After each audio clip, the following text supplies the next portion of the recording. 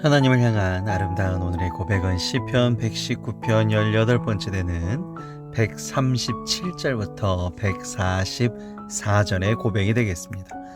모든 상황을 뛰어넘는 의로운 하나님의 말씀, 모든 상황을 뛰어넘는 진리 되신 하나님의 말씀, 그 중에서도 성경의 정수, 그리스도인의 황금 입문서인 시편 119편 18번째 연을 보고 계십니다. 22연 중에 18번째 연은요, 주의 증거와 의로우심에 대한 찬양, 주의 말씀을 향한 열정, 모든 상황을 뛰어넘는 말씀, 이렇게 세 가지 주제로 구성되어 있습니다. 그러면 시편 119편 137절부터 144절까지의 말씀 함께 보시겠습니다. 여호와여, 주는 의로우시고 주의 판단은 옳으니이다. 주님은 의로우시고 주의 판단은 옳다. 항상 옳다라는 거죠. 인간은 항상 후회합니다. 그 판단이 정말 맞는 것 같은데 내가 이렇게 재보고 경험에 의해서 지식에 의해서 했는데 항상 후회밖에 없어요. 항상 과거의 추억에 잠겨있죠. 완벽하지 않은 하나님의 판단은 없다 라는 진리를 139편 137절부터 얘기하고 있습니다. 오늘 전체적인 주제가 바로 이런 얘기인 거죠. 하나님은 의로우시고 신실하시고 하나님의 판단은 항상 옳다라는 것. 주께서 명령하신 증거들은 의롭고 지극히 성실하니이다. 하나님의 명령하신 것들은 의, 진리, 우리의 미래의 삶을 맡길 수 있는 것이죠. 완벽한 의, 완벽한 진리이기 때문에 믿고 맡길 수 있다라는 것입니다. 그래서 우리가 하나님의 말씀에 의지하게 되는 것이죠. 이렇게 주님의 증거, 의로우심에 대한 찬양이 138절까지였고요. 이제는 주의 말씀을 향한 열정에 대해서 고백하는 부분입니다.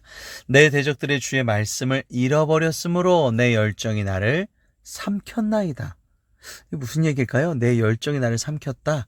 분노의 감정이 있었어요. 대적들이 주의 말씀을 잊어버렸기 때문에, 악한 행위를 하기 때문에, 그런 분노에 의해서 내 힘도 고갈되어지죠.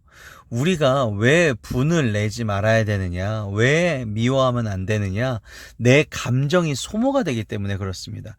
그럴 필요가 없는 이들을 위해서 우리가 왜 감정을 소모합니까? 그들의 심판은 하나님 앞에 맡겨지는 것이죠.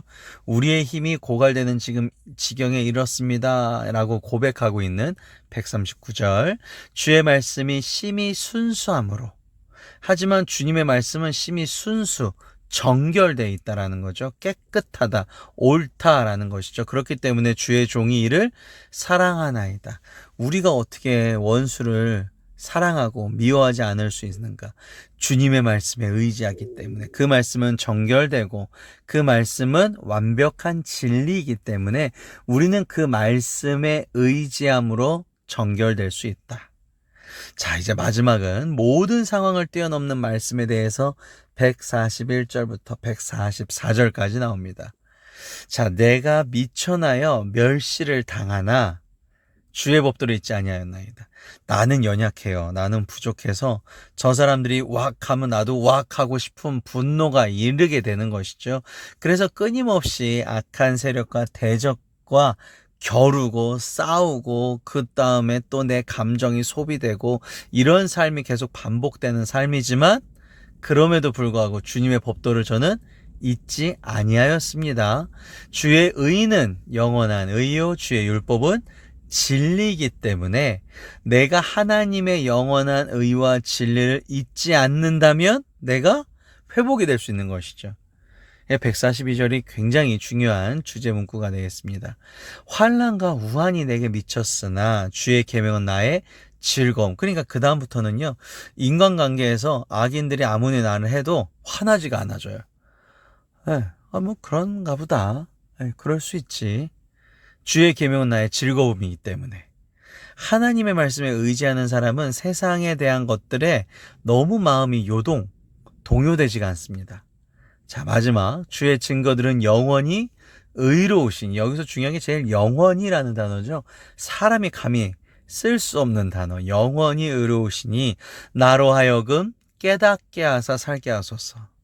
그래서 중요한 것은 하나님의 의, 하나님의 진리는 영원하고 불변이고 틀리지 않은 진리이기 때문에 그 의로우심과 신실하심에 우리가 의지함으로써 나에게 지혜를 주셔서 세상이 주는 여러 가지 감정과 지식에서 내가 깨우쳐져서 하나님 앞에 제대로 세상에서 살게 하소서. 이 고백이 144절의 마무리 고백이었습니다. 오늘도 진리 되시는 주님을 이란 제목으로 하나님 앞에 기도하시도록 하겠습니다. 오늘도 연약한 저에게 기준이 되고 진리가 되는 말씀을 하여 주시는 주님 감사합니다. 어떠한 어려움에도 세상의 죄악의 말들 중에도 먼저 주님의 음성에 귀 기울 수 있게 하여 주심을 감사드립니다. 저를 박해하는 세력에서 분노해서 구원하여 주실 줄 믿습니다. 그러기 위하여 오늘도 주님 가까이 머물게 하여 주시옵소서. 저를 창조하신 주님의 말씀을 깨달아서 매 순간 승리할 수 있도록 하여 주시옵소서. 오늘도 주님의 말씀을 사모합니다.